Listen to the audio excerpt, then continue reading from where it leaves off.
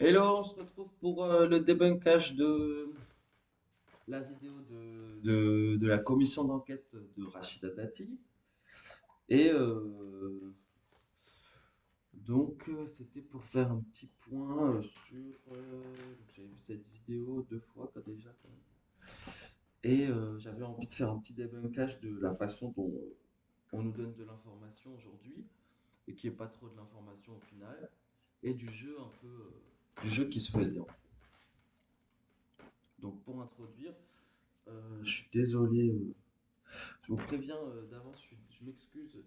Enfin, vous m'excuserez si jamais je fume des cigarettes pendant la vidéo. Donc, je suis vraiment désolé. Je vais fumer des cigarettes. Je vais vous prévenir que je vais fumer des cigarettes. Et c'était aussi pour dire que voilà, chacun ses convictions. Je vais montrer un peu. J'avais mis un truc. Donc, à chacun ses convictions. Mais de voir des personnes politiques jouer le jeu auquel nous participons tous et toutes me donne quand même à réfléchir. Donc, cette vidéo, un peu, je me suis dit, tiens, on voit bien un peu les positions. On va essayer de, je vais essayer de réexpliquer les positions que j'avais vues en regardant cette vidéo. Donc, il est euh, midi 20 sur la montre et il est midi 19 sur l'ordinateur.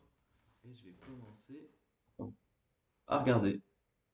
De la communication et de la presse. Madame la ministre, je vous souhaite la bienvenue et je vous remercie de répondre à cette invitation. Depuis votre nomination le 11 janvier dernier, Donc, quand un bataillon, c'est le président, c'est celui qui s'occupe de donner la parole, de poser des questions. Il est famille politique de Emmanuel Macron, vous comme avez ceux déjà qui occupent commencé à le esquisser votre vision, gouvernement. notamment en matière d'audiovisuel. Vous avez pu prendre la parole en matière d'audiovisuel public avec l'annonce d'une réforme. Les sujets concernant l'audiovisuel privé ne manquent pas puisque 15 fréquences de la TNT sont à renouveler d'ici la fin de l'année.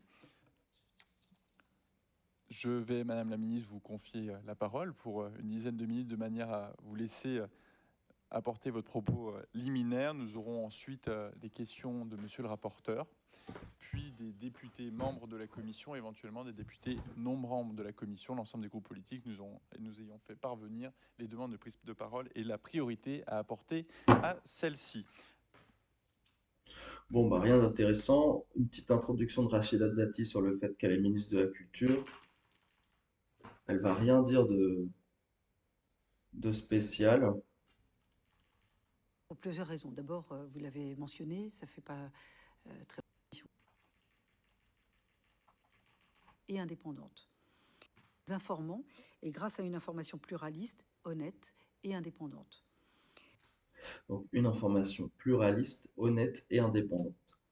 Donc pluraliste, je rappelle que ça veut dire que toutes les familles politiques, toutes les pensées, tous les, les avis, les convictions divergentes sont au maximum représentées dans la télévision. Je crois que ça veut dire ça. Mais ça a pas l'air. Enfin, c'est pas très vrai en fait. Parce que TF1, M6, c'est Manu Macron. Et CNews et tout, BFM, je sais pas ce que c'est quand même extrême droite. Et puis tout ce qui sort, c'est CNews, c'est ce qui fait le plus de bruit. Je reprends toujours cette remarque. Et indépendante, du coup, c'est qu'il ne soit pas en lien avec l'État, où l'État n'a aucune main dessus. De mon père qui me disait européenne, avec un seul objectif qui est celui d'éduquer, d'informer, de divertir. Ce sont les missions, notamment. L'offre est de plus en plus riche. Donc, éduquer, j'ai pas l'impression qu'en ce moment il y ait beaucoup sur éduquer. Parce qu'à ce moment-là, éduquer, ce serait permettre à des personnes de vivre leur vie. Ça sert à ça l'éducation, il me semble. Je pense pas que la télévision permette aux personnes qui la regardent de s'en émanciper ou alors de s'émanciper de quoi que ce soit. Moi, comme je pense qu'ils peuvent compter sur vous. Je vous remercie. Donc elle a rien dit, elle a juste dit qu'elle était ministre de la Culture, que ses missions étaient d'éduquer, de faire du divertissement indépendant, que le divertissement, enfin bref. Merci beaucoup, Madame la Ministre. Votre conclusion Sous le sera soleil. mon introduction. Vous avez conclu effectivement sur ce sens de l'indépendance de l'ARCOM, qui effectivement est une autorité publique indépendante. Et c'est sur ce principe d'indépendance sur lequel je souhaiterais vous questionner. Lors de son audition, Olivier Schrammeck, le 7 mars dernier, avait évoqué l'influence qu'avait pu avoir, en tout cas la demande expresse du président de la République, Qui donne une première information, le truc sur l'audition de Olivier Schrammeck, qui est le président de l'ARCOM. d'écarter 2 candidatures dans le cadre de la présidence de France Télévisions en 2015. 2 candidatures qui d'ailleurs ont... En fait, il donne une information un peu vide en posant la question sur est-ce que l'ARCOM est vraiment indépendante, est-ce que l'ARCOM, du coup l'ARCOM c'est un des, je sais pas comment on dit, une institution qui s'occupe de contrôler ce qui se passe à la télévision, de réguler aussi et de légiférer dessus, il me semble. Et alors,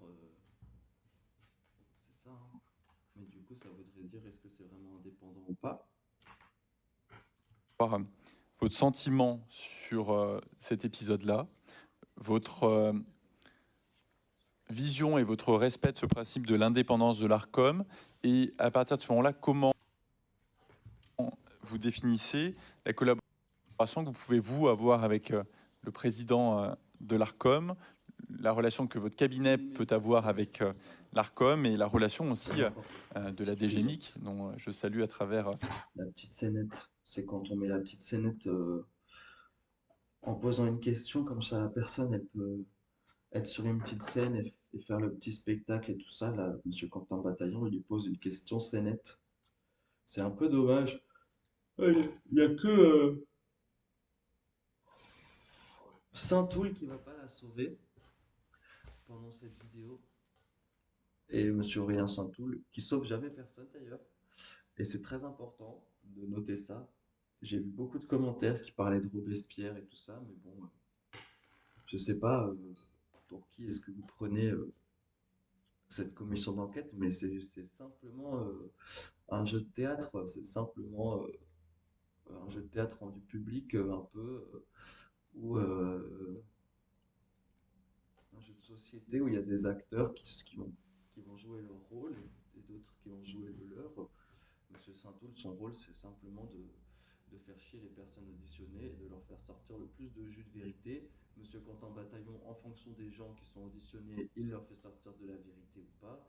Et là, il va rien laisser squeezer à Madame Rachida Dati.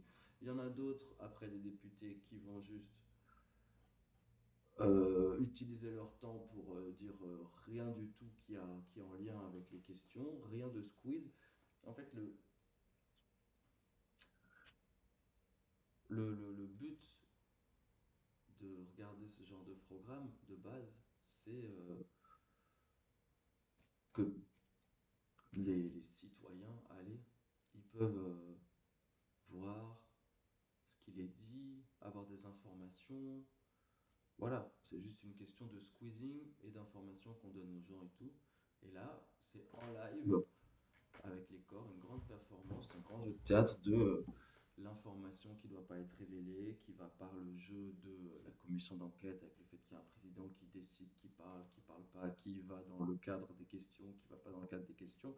Donc c'est vraiment un gros jeu de théâtre. C'est pour ça le débunkage du gros jeu de théâtre. Sa directrice, l'ensemble de ses agents peuvent avoir dans leurs échanges avec ARCOM. En tout cas, sachez que nous avions été effectivement très interpellés par cette déclaration d'Olivier Schrammeck, qui de fait peut toujours émettre un doute sur...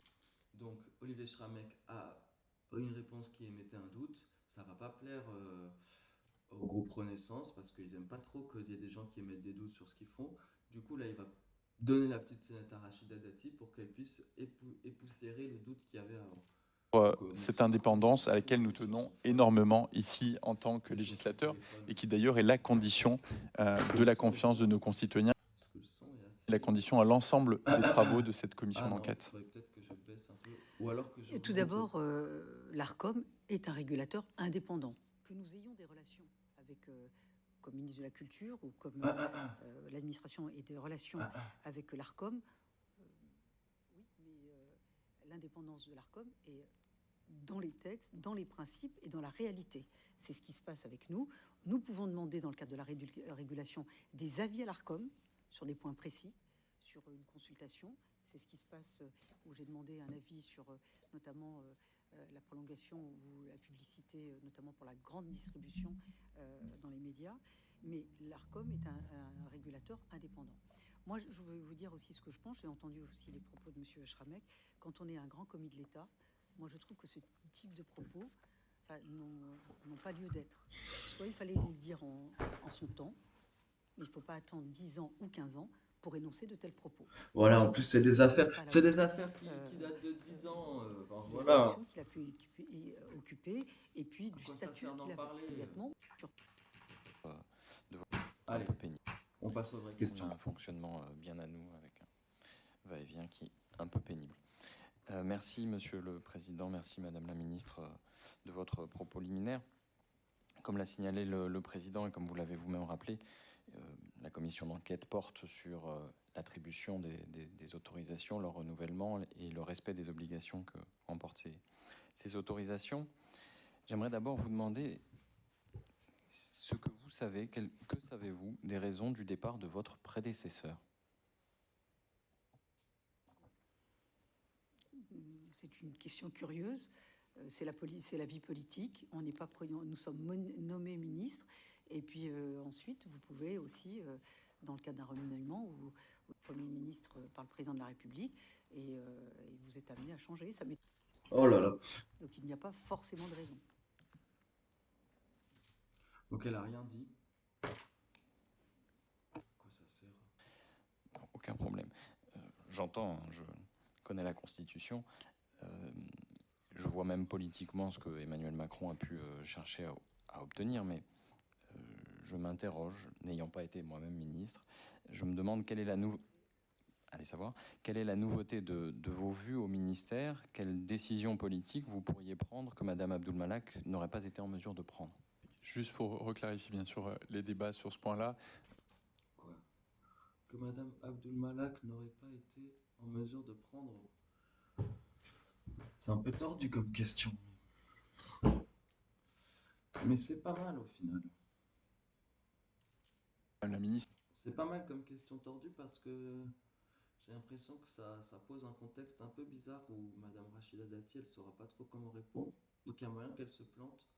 C'est un peu ce que cherche Monsieur Saint-Toul. J'avoue que j'aimerais bien qu'elle se plante, mais si je me rappelle bien, elle se plante pas trop, elle fait que des coups de poisson.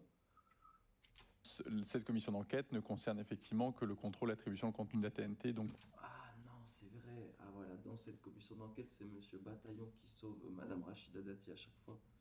Ouais, bien vu. En gros, il l'a sauvé en mode, lui a demandé, Saint-Toul, il a demandé la question tordue en mode, qu'est-ce que vous allez faire que Madame Abdul Malak n'a pas fait?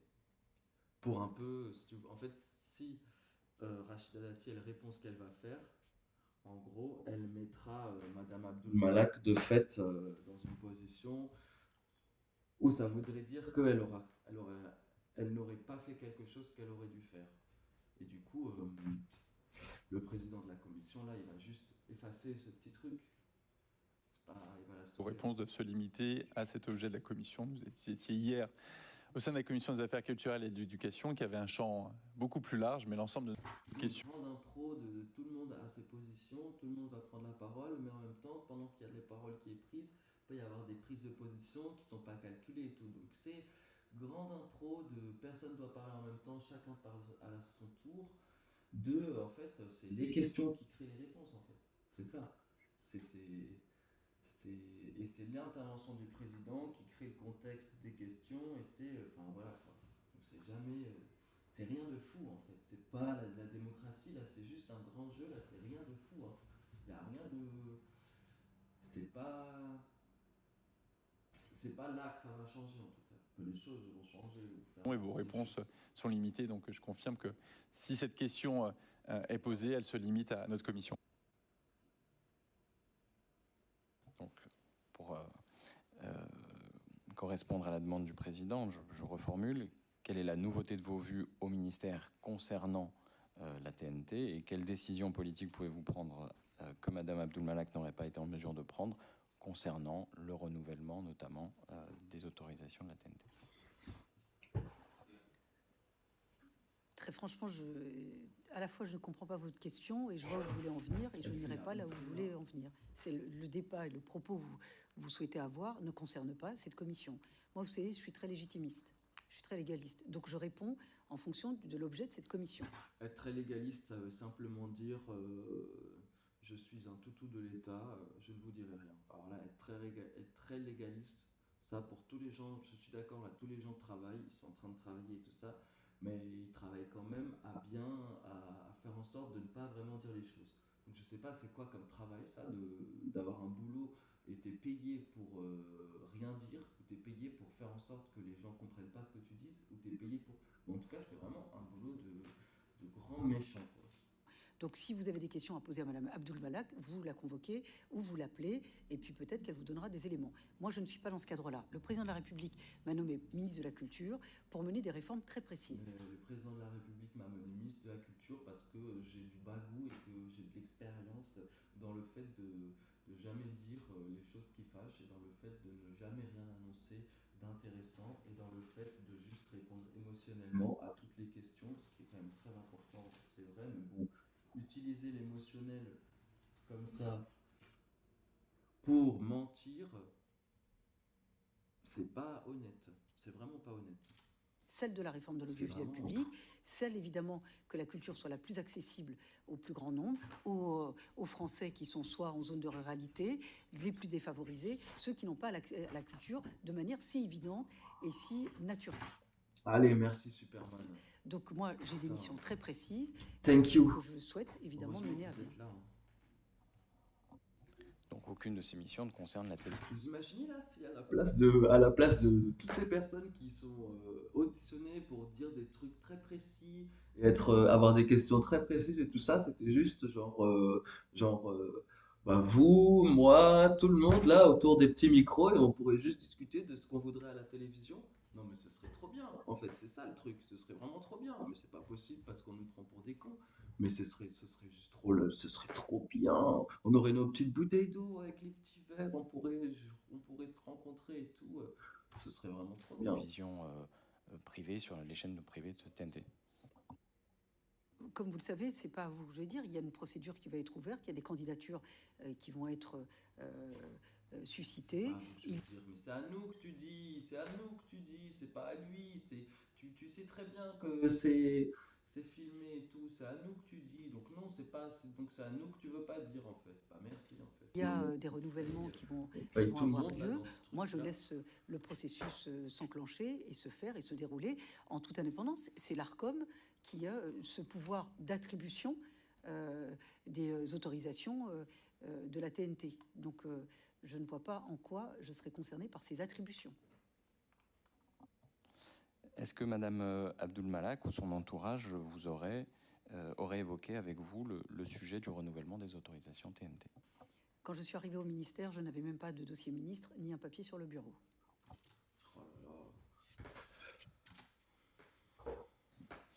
C'est sûr, en fait, c'est presque sûr que l'ancienne ministre et la nouvelle ministre ont dû se parler à un moment donné. C'est presque sûr. Et c'est pas, elle se parle pas que par le papier sur le bureau. Enfin, je sais pas. Son départ était peut-être un peu précipité, allez savoir. Dans une interview. Allez-y, Madame la Ministre. Non, monsieur le rapporteur, si vous avez des états d'âme concernant Madame Abdul-Malak, je ne suis pas concernée. Je suis un ministre de la République avec une mission politique très précise. Ma personne peut vous déplaire, ma nomination peut vous déplaire. Ça n'est pas le sens et l'objet de cette commission. Madame la ministre, je crois qu'il ne faut pas non plus inverser l'ordre des choses. En l'occurrence, vous êtes ici pour répondre. Vous le faites à votre façon, avec votre franchise. Je n'ai pas d'état d'âme, j'ai des questions et j'attends des réponses, simplement. Et ici, l'exécutif rend des comptes au Parlement. Voilà, simplement. Donc, n'inversons pas l'ordre des choses. Et vous voyez... Oh là là. Ouais, c'est juste en fait au point, voilà où j'en suis. C'est-à-dire que juste le fait que on rappelle à la ministre qu'il faut pas qu'elle parle trop mal, en fait, ça me rend heureux. Mais genre, où est-ce qu'on en est? Si rien que ça me rend heureux. Ils sont jamais remis à leur place. Pas personne, rien ne les atteint en fait. Et c'est trop triste.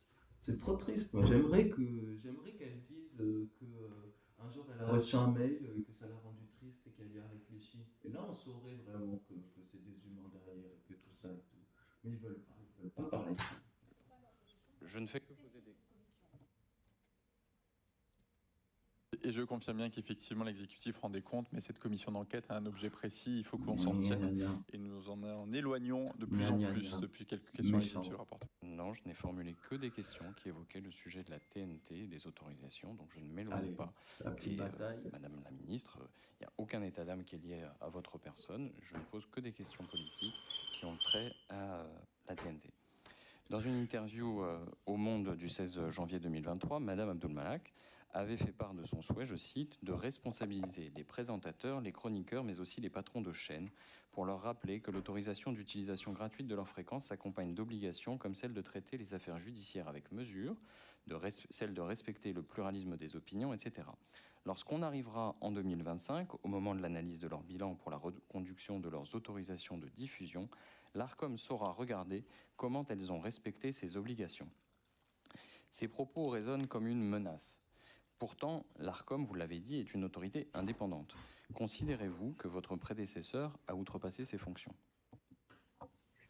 Je vous réponds comme ministre de la Culture actuellement. Je ne suis pas là pour commenter des propos. Je ne suis pas sur cette ligne. Je suis ministre de la Culture. Je suis en charge de missions très claires, qui sont évidemment des missions. Je suis l'organisme, enfin le ministre de tutelle de l'audiovisuel public.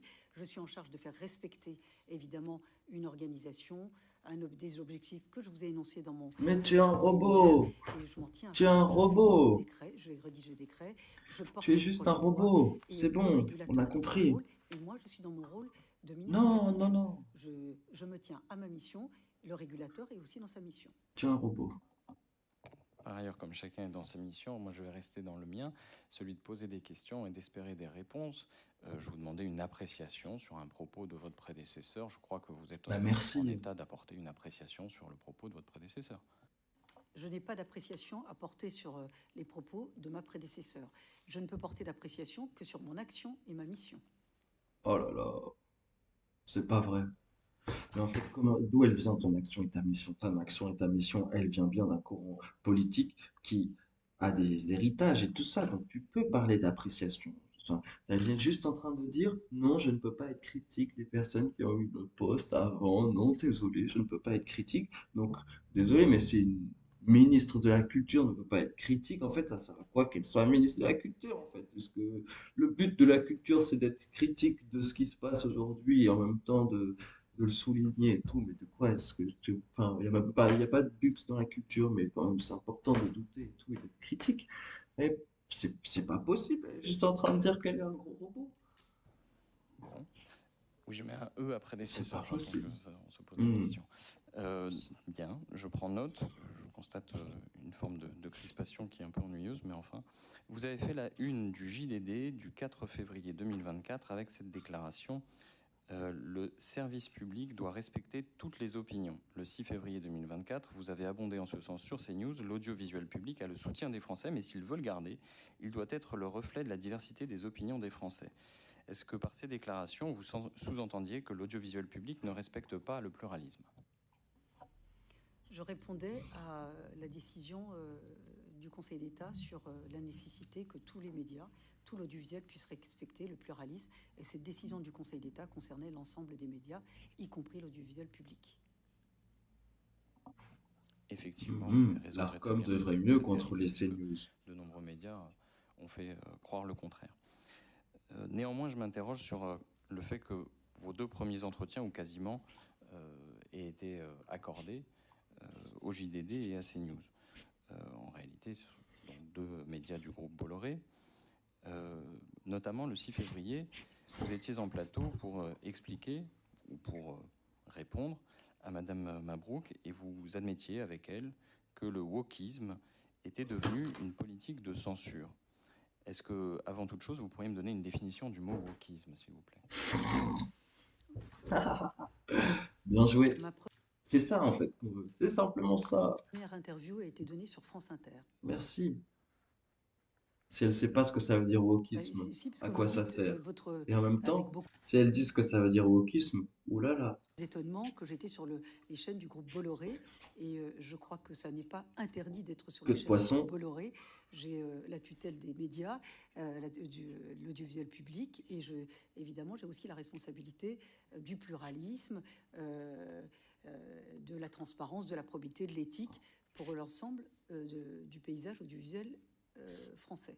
Et moi, je n'oppose pas l'audiovisuel privé à l'audiovisuel public. Vous ne me trouverez jamais là-dessus. Donc, c'était ce que je voulais répondre. Pour le reste, quelqu'un qui empêche la tenue d'un spectacle, la projection d'un film, la lecture d'un livre, je considère que c'est de la politique de censure. Mais bien sûr, si la projection de spectacle, c'est un spectacle où c'est juste des paroles de haine, bah bien sûr qu'on va vouloir l'arrêter. Enfin, genre, c'est pas de la censure. Et en même temps, il faudrait que tout existe, et en même temps, il faudrait que tout puisse résister à ce qui existerait de mauvais. Mais c'est réel, mais en même temps, wokisme, ça veut pas juste dire, enfin, le enfin, je veux dire, il y a des climato-sceptiques, et il y a des hétérosceptiques, et il y a des systémosceptiques, et il y a des... Enfin, pourquoi est-ce qu'il faudrait tout le temps que les climato-sceptiques ils aient la parole, que les personnes qui sont sceptiques, je sais pas quoi, les queerosceptiques, ils aient la parole, mais les hétérosceptiques, mais les trucs comme ça, mais les argent-sceptiques, les capitalo-sceptiques, ils n'ont pas le droit à être sceptiques de ça. Ah bah c'est quoi ça? C'est pas juste en fait. Merci, mais comme C'est tel pas n'était juste. pas ma question, je vous demandais, est-ce que vous pouviez me définir le wokisme, s'il vous plaît? Je n'en connais pas la définition précise. Eh bah pourquoi tu l'utilises alors? Rien ne justifie aucune idéologie, aucune action, Et aucune... pourquoi est-ce qu'elle dit ça? Elle dit je connais pas la définition, mais rien ne, c'est bien qu'elle sous-entend quelque chose en fait. ne justifie d'empêcher la projection d'un film, la tenue d'une conférence. Bien sûr qu'il y a des choses qui justifient d'empêcher la tenue d'un film. Si le film il glorifie une personne qui a fait du mal de manière totalement inconsidérée, encore, mais je sais pas, si c'est fait de manière brutale, ok, on va se poser des questions, mais si c'est en même temps avec en parallèle d'autres actions de l'État qui se passent, qui veulent te faire un peu penser la même chose dans un climat de peur, bah écoutez, je suis désolé, c'est bien normal qu'on se pose des questions en fait. La tenue d'une pièce de théâtre. Et c'est bien normal qu'on veuille pas qu'il y ait des films, je sais pas, qu'on veuille des films sur ça ou sur ça, on veut pas, c'est du débat public en Lecture d'un fait. livre. C'est pas à vous de décider. Je note néanmoins que vous avez affirmé que le wokisme était devenu, ou était en train de devenir, je ne sais plus exactement, une politique de censure, et que ce faisant, vous abondiez dans le sens de Madame Mabrouk, qui s'est fait une spécialité d'évoquer le wokisme. Malheureusement, cette notion, dans le débat public, ne fait l'objet d'aucune définition sérieuse. Et donc, je me demande si vous ne vous êtes pas prêté à cette occasion à une croisade quasiment politique. Mais monsieur le rapporteur, là, on vient de débuter là, depuis même pas 30 minutes l'audition. Je pense qu'il faut... Je comprends... Attendez, Madame la Ministre, juste pour rappeler à monsieur le rapporteur, je pense qu'effectivement c'est important que vous posiez des questions, qu'il y ait une logique dans les questions, qu'elle respecte le cadre de la commission d'enquête, mais on voit bien que lorsqu'on sème dans les questions à la fois une forme d'accusation, de soupçon, ou d'idées comme vous le faites, ça crée qu'un climat négatif. Ça aide pas Madame la Ministre à apporter les réponses concrètes au vrai sujet de cette commission. Et voilà, les réponses concrètes au vrai sujet. C'est encore une fois la vérité, elle est effectivement, détenue, là, depuis 25 elle est minutes, on détenue part dans vraiment une dans seule une émission main. qui, pour le moment, n'aura apporté vraiment aucune utilité à nos débats, aucune Si. utilité à nos travaux, mais qui vont juste créer une forme de crispation commune, collective, qui est vraiment propice à rien du tout. Donc là, pour le coup, c'est une accusation, donc vous n'allez pas y répondre, Madame la Ministre. L'accusation de croisade, objectivement, ça n'a aucun sens. Cette accusation, Monsieur le Président, si vous me permettez, est grave. Ce sont des propos graves. Soit vous me soupçonnez, soit vous m'accusez, Monsieur le rapporteur. c'est pas digne d'un député. Je vous Mais le dis. c'est pas une question de député. Qu'est-ce que vous avez ça en tête? Ils sont là pour remettre en question l'intégrité. C'est bien normal qu'ils aient Quand des on s'attaque avec, soupçons. à une journaliste qui n'a jamais été prise en défaut aujourd'hui. Même Rachida Dati, en fait, elle est obligée de se baser sur des soupçons pour écrire des lois. Je veux dire, c'est la base, c'est l'inconnu, c'est l'exploration. Je veux dire, c'est bien normal que là, on l'accuse un peu à tort et à travers. Dit, ça c'est ma conviction Oh personnelle, là parce que là. parfois ça va trop loin. Donc maintenant, on sait que poser des questions un peu insidieuses et tout ça, bah, on n'a plus le droit, en fait. On n'a plus le droit de vouloir la vérité, en fait. On n'a plus le droit et apparemment, elle est même pas dite, en fait. Je vous le Bien. dis. Comme vous disiez, je réponds avec beaucoup de franchise. Je vous dis avec beaucoup de franchise que vos propos vont trop loin, soit d'accuser, en accusant, soit en soupçonnant. Ça ne relève pas. Là, vous dépassez votre mission de député. Là, on n'est plus dans un cadre républicain. Bien sûr que si on est dans un cadre républicain, puisque les personnes qui votent pour M. Saint-Toul ou qui votent pour LFI ont des soupçons, donc il est bien obligé de porter les soupçons avec lui. Et même tout le monde a des soupçons sur le gouvernement. Bien. Monsieur le Président, vous m'autoriserez à apprécier en réalité l'opportunité des questions et en fait de définir si elles apportent quelque chose ou non à la commission d'enquête. Le fait est que, si vous avez besoin que je l'explicite, la question que je me pose, c'est de savoir si il existe une forme d'affinité intellectuelle particulière entre la ministre et les chaînes ou les médias du groupe Bolloré, en l'occurrence le JDD, qui est un média d'opinion. Ce n'est pas dans notre commission d'enquête de se prononcer sur l'opportunité que le JDD soit un média d'opinion. En revanche, il est dans le périmètre de notre commission d'enquête de se demander si la chaîne télévisée de M. Bolloré d'information, CNews, est bien devenue une chaîne d'opinion. Et à cet égard, il est normal que je m'interroge sur la cohérence des prises de position dans le groupe Bolloré et des personnes qui souhaitent y répondre. Donc, il n'y a pas d'insinuation de l'opposition, Voilà, je me la ramène un peu. ni avec M. Puyfontaine. Ni avec M. de Puyfontaine. Public et privé, les rendez-vous se poursuivent. Je suis ministre, je suis un robot. J'ai un peu accéléré là parce Je que n'étais pas ministre de la Culture. Ce n'était pas consacré que l'article du Monde qui a pu être connaissance quoi la de la question rencontre entre Emmanuel Macron et Vincent Bolloré en septembre dernier. J'entends par d'autres canaux, par d'autres moyens, que l'article du Monde qui a pu être consacré. Je n'étais pas ministre de la Culture. Ce n'était pas ma question. Veuillez répondre à ma question, s'il vous plaît. Je n'étais pas ministre de la Culture, donc je n'étais pas dans l'agenda ni présidentiel ni ministériel. Voilà. Je vais me permettre de vous rappeler que vous avez prêté serment et que je vous ai posé une question précise. Avez-vous eu connaissance de la rencontre entre Emmanuel Macron et Vincent Bolloré en septembre dernier par d'autres moyens que l'existence d'un article de presse du Monde sur le sujet? Je n'ai aucune connaissance des rencontres du président de la République. un robot. Enfin, je prends aussi à témoin les députés. Mais ça, Qu'il existerait un lien entre cette rencontre et votre nomination.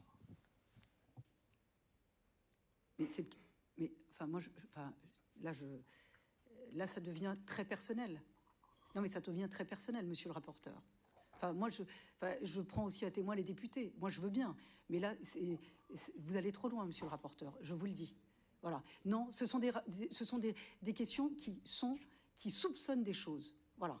Donc moi, j'ai prêté serment, je réponds clairement. Vous m'auditionnez comme ministre de la Culture, je réponds à ces questions. Mais... Là, je veux vous dire, la croisade, les attaques...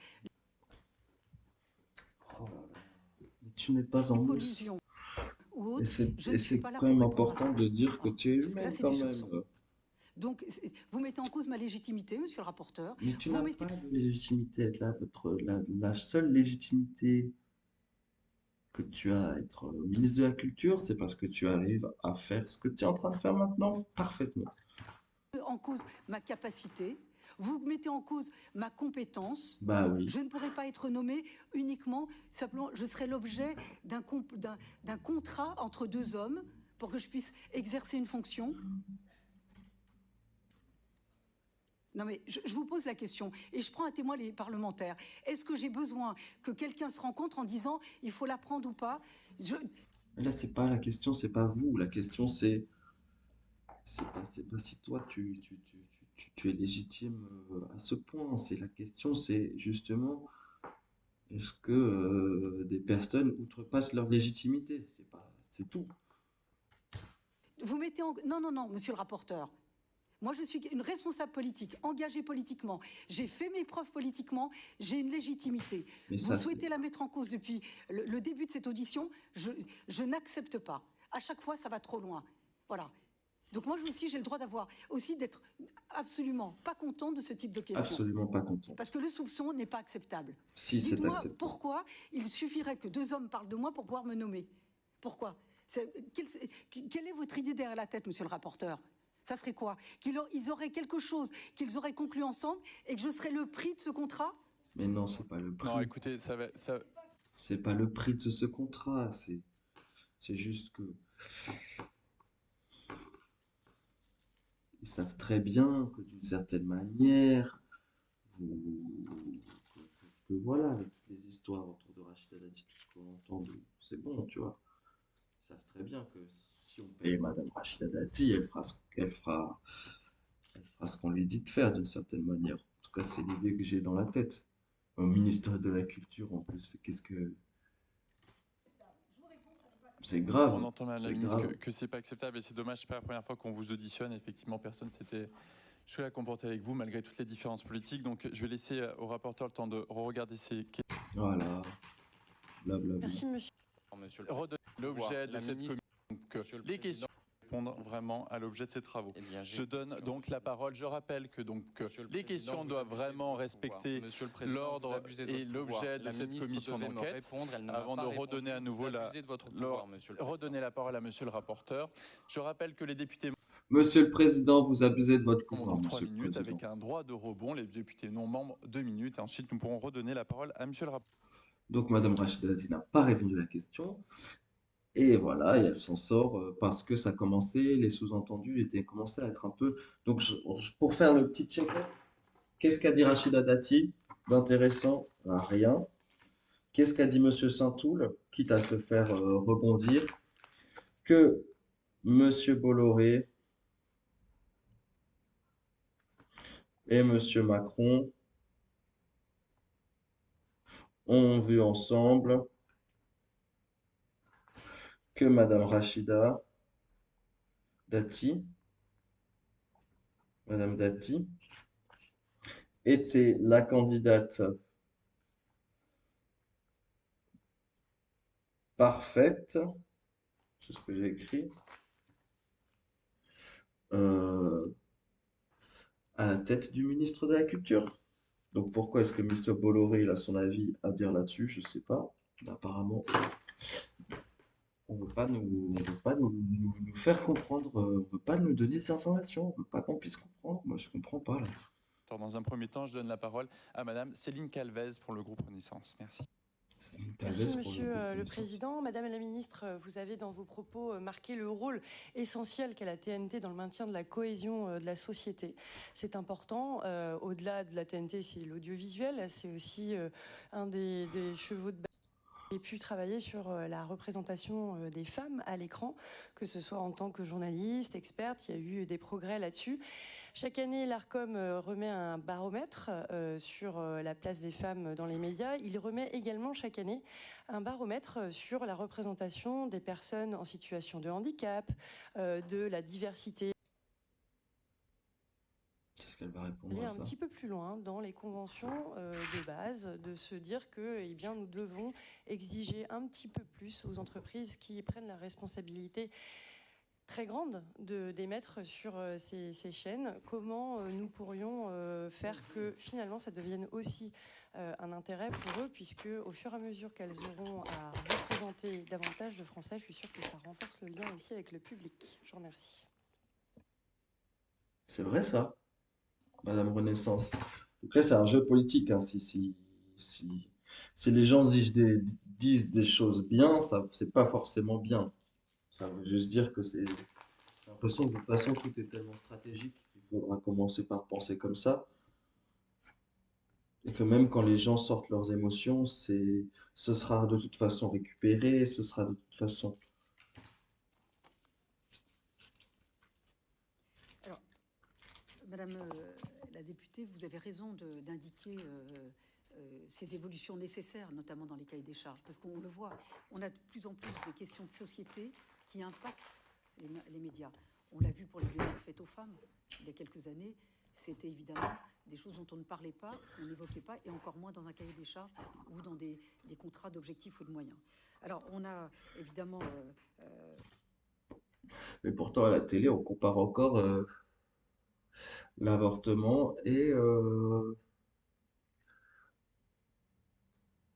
tomber d'un immeuble ou des accidents de la route pour les meurtres, hein. N'importe quoi. Parce que l'audiovisuel public, mais les médias en général, doivent être exemplaires évidemment sur ces sujets. On a modifié évidemment les conventions sur les questions d'accessibilité. Pour avoir plus d'inclusivité. Elle dit rien, elle dit rien. On a modifié les conventions pour les accéder, ça veut dire quoi? De ce point de vue-là, et notamment sur la question de l'accessibilité et l'inclusivité des personnes en situation de handicap. Moi, je vais vous prendre notamment certains ministères, dont le mien. On a évidemment, sur la question du handicap, pas atteint les objectifs que nous nous étions assignés. Donc nous avons encore une marge de progression à avoir, et notamment pour l'audiovisuel. Donc c'est pas fait. Alors la diversité, d'ailleurs nous avons eu un petit débat avec la commission technique, il faut que les critères soient aussi objectifs pour que la société, parce que ce qu'on voit à la télé corresponde à la société française. Ça c'est quand même salaud. Ça c'est quand même salaud. Parce que si on partait de ce principe-là, si la télé, ça voudrait dire ce qu'est la société française, c'était vraiment un miroir. Oulala, hein. Oulala, hein. C'est ce qu'on veut. Je pense, j'ai l'intime conviction que c'est ce qu'on veut nous faire croire, mais ça l'est pas. Parce que moi, je ne vois personne de mes gens proches, amis ou quoi, même moi, se sentir représenté par la télévision. C'est n'importe quoi. Je donne à présent la parole à Monsieur Jocelyn Designy. Chers collègues, vous avez la parole. Merci Monsieur le Président. Madame la Ministre, merci pour votre présence. Donc, Jocelyn Designy, député de l'Aisne, secrétaire de la section française de l'Assemblée parlementaire de la francophonie. Ah, ça c'est Rassemblement national. Parlementaire de lutte contre le wokisme.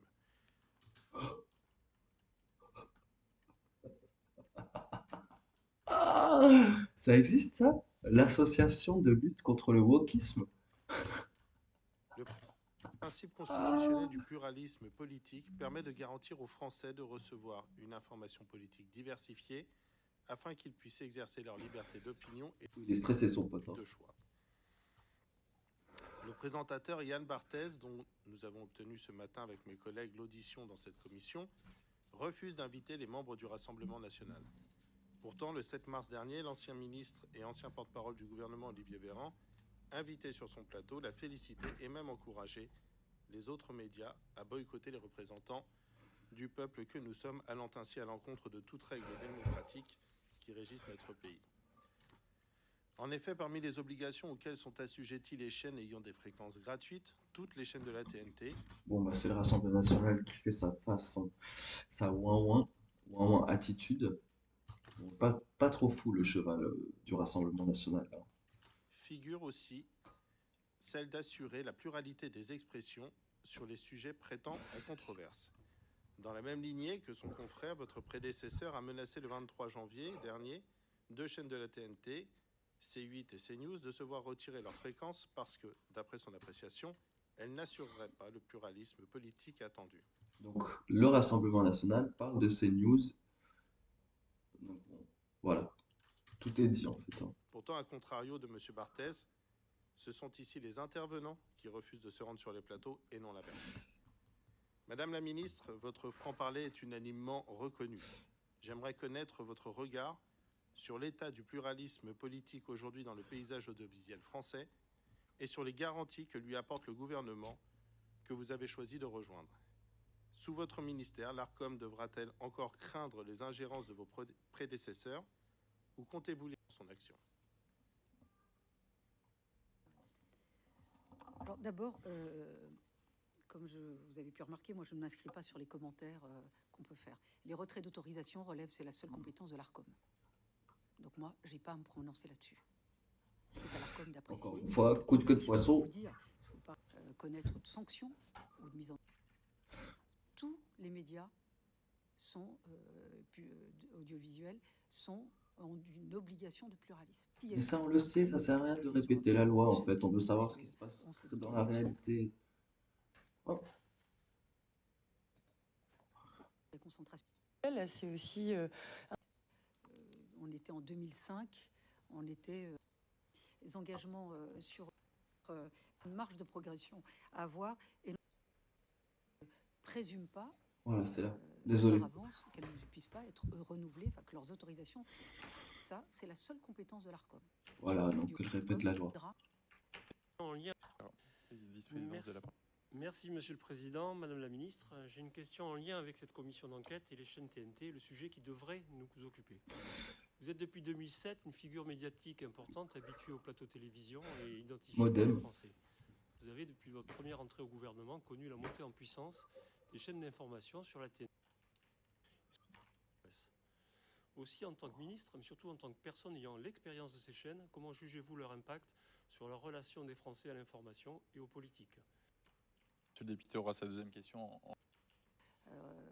À 5 chaînes, je crois, à ce moment-là. Nous sommes 15 ans plus tard, ou même 20 ans plus tard. On a maintenant les plateformes numériques.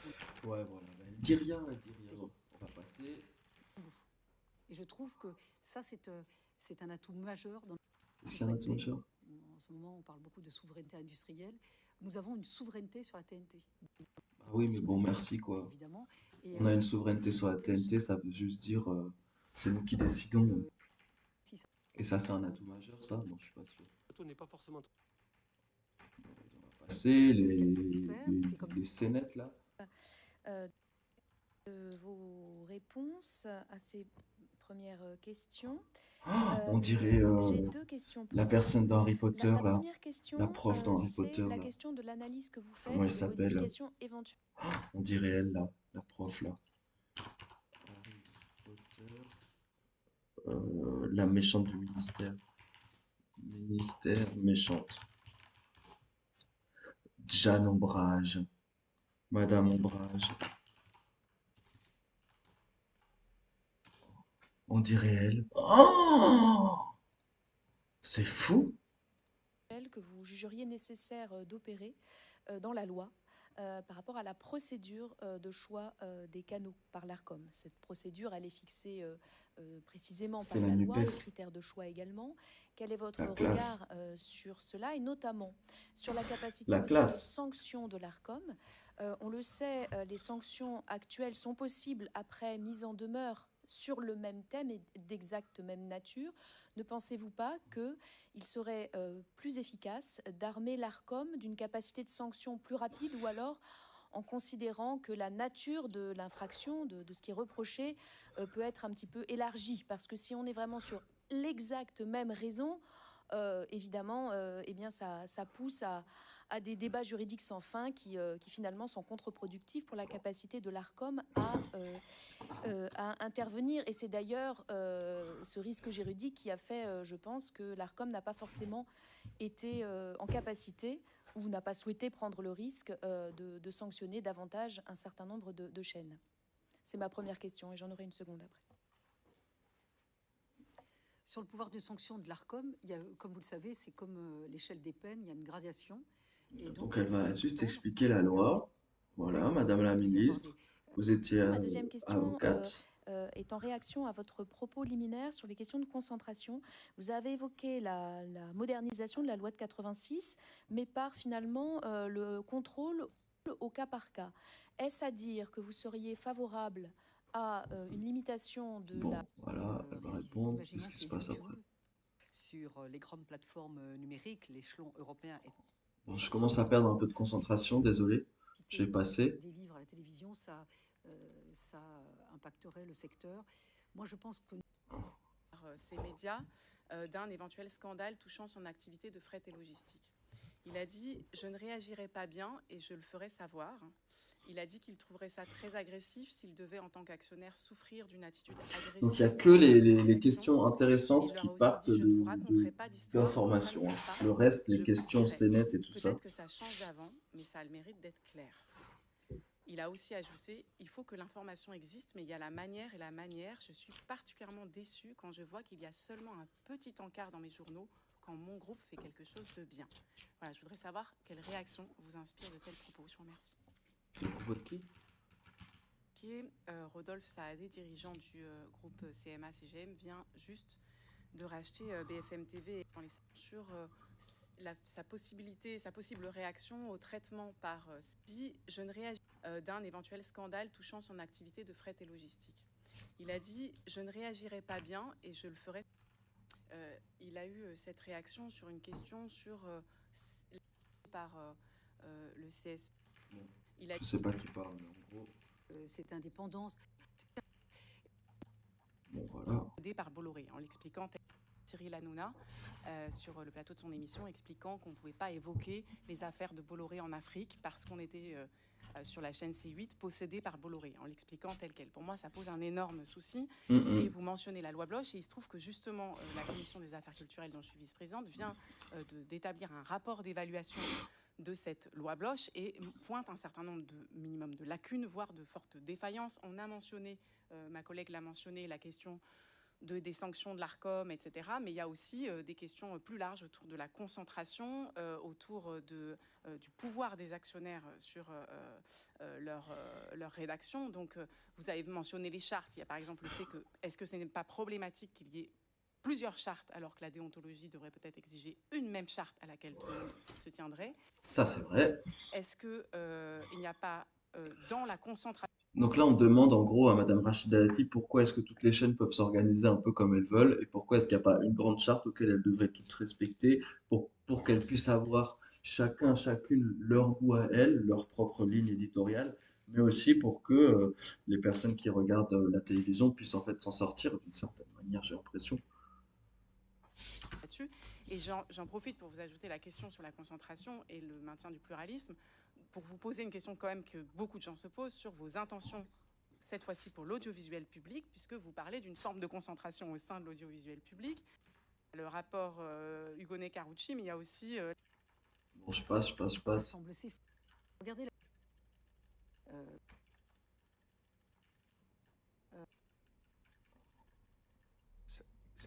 Lui, je le... est obsédé par ces news, ministre. Le rapporteur de notre commission est obsédé par ces news et par Vincent Bolloré. Oh là là, je le déteste. Je suis désolé. À mon avis, en particulier sur le service public. Je dis, je le mets les pieds dans le plat. C'est sur ça, Madame la ministre, qu'on aurait dû avoir aujourd'hui une commission d'enquête parlementaire. Ces news, pour beaucoup de Français, au contraire, une lueur de pluralisme. Oh là là, défends pas CNews, Mister, c'est pas possible. On voit bien là ce qui se passe là. La personne la plus... des pires personnes du gouvernement là prend la parole pour défendre CNews et tout ça. Une personne qui veut même pas avouer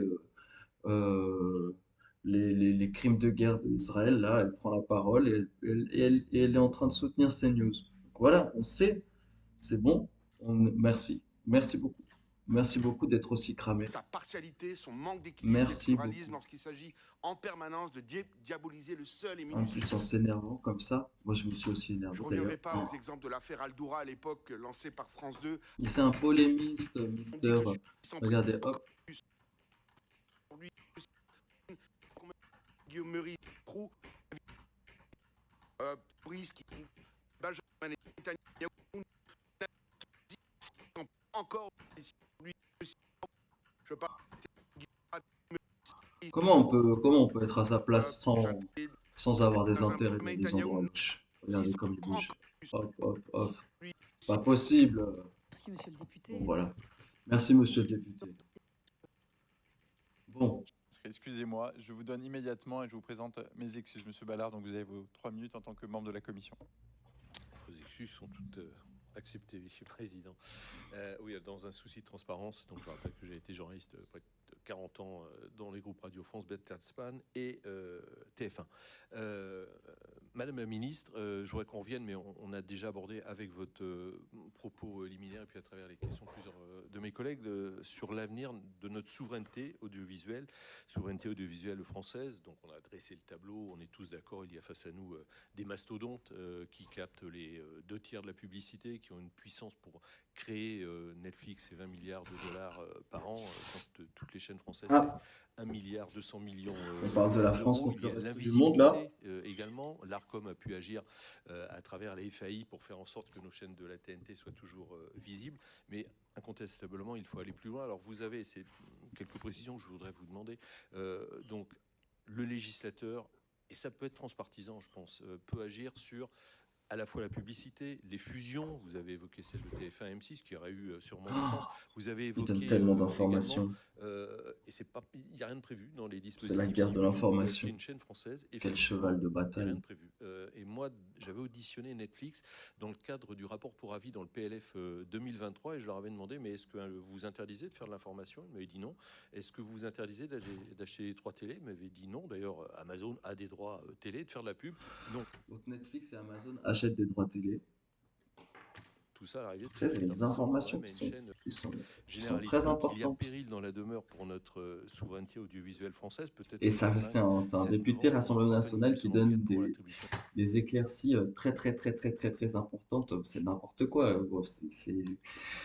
C'est pas très gentil. C'est pas à lui de faire ça. Chaîne de la TNT, tout simplement. Donc face à ce péril pour notre audiovisuel française, est-ce que vous pouvez préciser ces quelques pistes que l'on a évoquées ce matin d'ailleurs avec le président de l'ARCOM, monsieur Roch-Olivier Mestre, et qui était favorable lui aussi à un assouplissement dans plusieurs domaines. Je vous remercie. Je suis tout à fait favorable à vos propositions et d'ailleurs c'est pour ça que j'indiquais tout à l'heure à votre collègue qu'il faut revoir la réglementation sur les concentrations. Putain, monsieur Ballard. C'est un sacré monsieur Ballard. Hein. Là, il vient d'une manière très sobre de complètement donner une leçon à Madame Rachida Dati. Et en fait, c'est ça, en fait. Moi, c'est ça que je recherche en regardant ça, c'est qui sera prof de qui et quel fort, les faibles, tout se retransbite tout le temps. Et en fait, on veut des profs, on veut des gens qui nous donnent des informations, qui nous apprennent à pouvoir penser par nous-mêmes et tout ça. Et monsieur Ballard, putain, il vient de le faire. C'est dommage, punaise. Ça fait peur, hein, ça fait peur, hein. Ça fait peur, hein. Ils ont du matos, le Rassemblement National, dans leur écurie, là. Là, il y a du matos, là. Le plurimédia qui aujourd'hui... Est-ce qu'il y a encore des questions de... Je pense qu'on peut avancer là-dessus. Heureusement, pas de temps après pour ces questions. Je rappelle que voilà. Il est bien évident. Si, Monsieur le Président, Madame la Ministre, une petite mise au point. Il est bien évident que je ne mets en cause ni votre légitimité, ni votre compétence. Je ne me reconnais aucun titre pour le faire, et ce n'est pas mon intention. Par ailleurs, je n'ai néanmoins jamais quitté le sujet de la commission d'enquête. Peut-être que je l'ai fait d'une façon qui vous a paru implicite, voire insinuante. Néanmoins, je n'ai jamais quitté le sujet.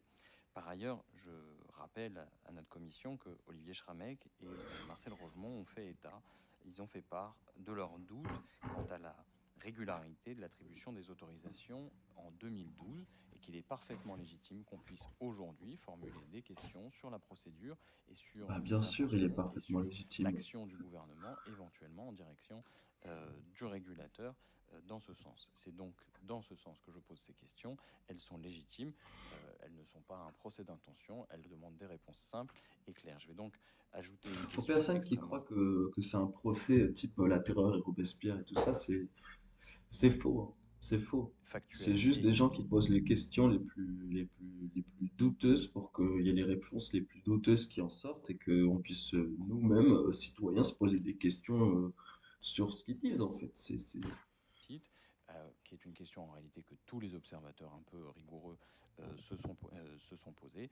Est-ce qu'Emmanuel Macron ou Gabriel Attal vous ont demandé à un moment ou à un autre de préserver les autorisations du groupe Bolloré?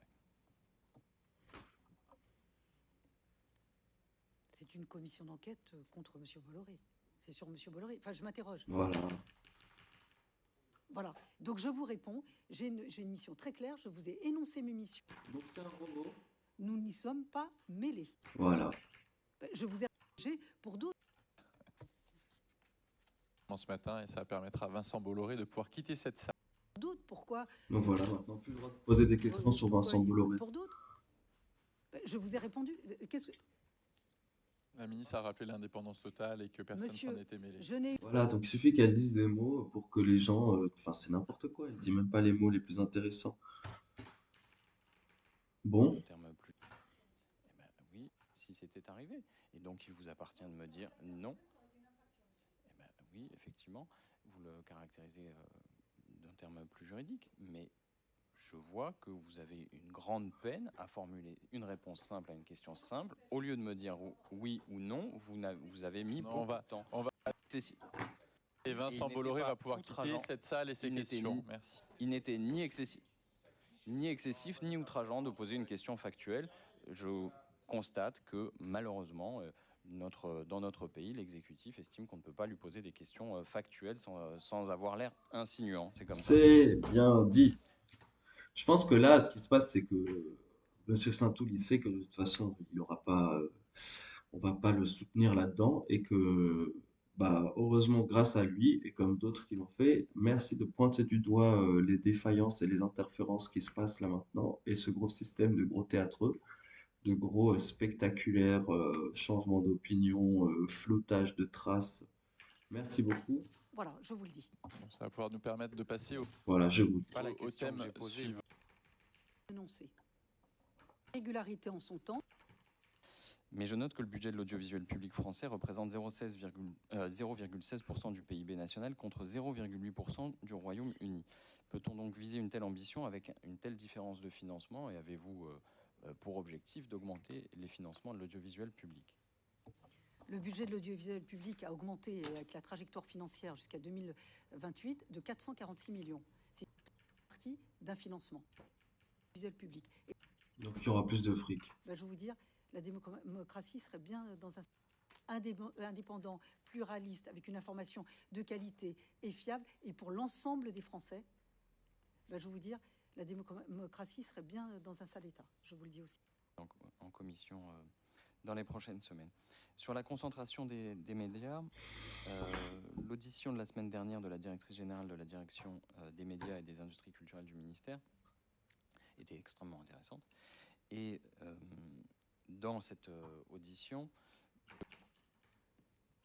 tire la profitabilité des acteurs. La question que je me pose, c'est comment pouvez-vous concilier cette mission avec une autre mission qui sans doute vous tient à cœur, la promotion de la diversité, de l'émergence de nouveaux talents, la satisfaction de tous les publics.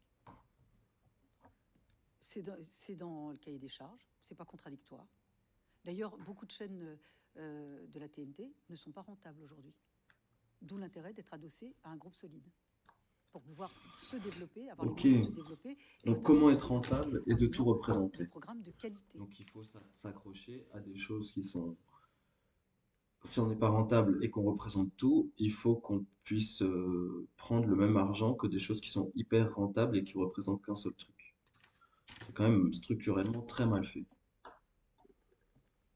Oui, j'entendrai. Mais en l'occurrence, je m'interrogeais sur le rôle spécifique du ministère dans cette direction. Mais c'est pas forcément... C'est toutes les réformes que nous portons. Et quelles sont ces réformes? Le seuil. L'audition de Xavier Niel ce matin était intéressante et rafraîchissante. Il a évoqué avec nous la procédure de renouvellement des autorisations et il l'a vertement critiquée en la jugeant beaucoup trop favorable au groupe en place. Il a même dit pourquoi perdre du temps et de l'argent pour au bout se prendre une baffe. Est-ce que vous partagez ce jugement? Est-ce que vous considérez qu'il y aurait matière à modifier la procédure? Aujourd'hui, il peut y avoir des nouvelles entrants. C'est pas impossible. Mais elle répond pas. Un groupe, c'est chaîne gouvernementale. Le ministère envisage des pistes pour permettre, par exemple, l'entrée sur la TNT d'acteurs qui ne soient pas des groupes, mais... Initiatives, notamment des télévisions locales. Ça existe. Ça existe. Je vous remercie. Ok. Bon. Bon, bah voilà. fait... bon, bah, on va regarder la totale, là. Je vous remercie. Donc, en conclusion, Madame Dati n'a répondu à aucune question, à part pointer le fait qu'elle est ministre. Monsieur Saint-Toul a essayé, a tenté plusieurs percées, et quand même a permis de pointer du doigt ce qui serait important, c'est-à-dire les jeux de pouvoir, ce qui se passe avec le président et les acteurs, les directeurs, les propriétaires de chaînes de télé françaises. Il aura aussi pointé du doigt le fait que c'est très dur quand on est une nouvelle chaîne de prendre la place d'une ancienne. Et aussi, quoi encore qu'est-ce que ça montre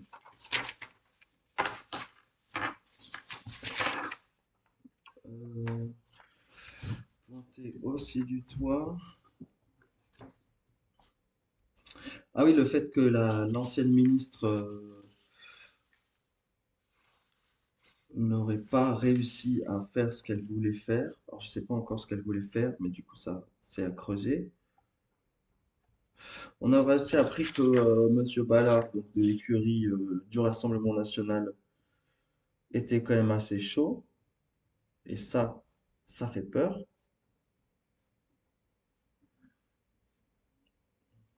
Mais aussi que tout le monde se pose la même question, est-ce que le groupe Bolloré va être renouvelé ou pas? Donc voilà, c'était la vidéo de D pour débunkage. Et bah, merci d'avoir regardé et bonne journée. Au revoir. Si vous voulez vous abonner à la chaîne, vous pouvez. Vous faites vraiment comme vous voulez. Comme vous voulez.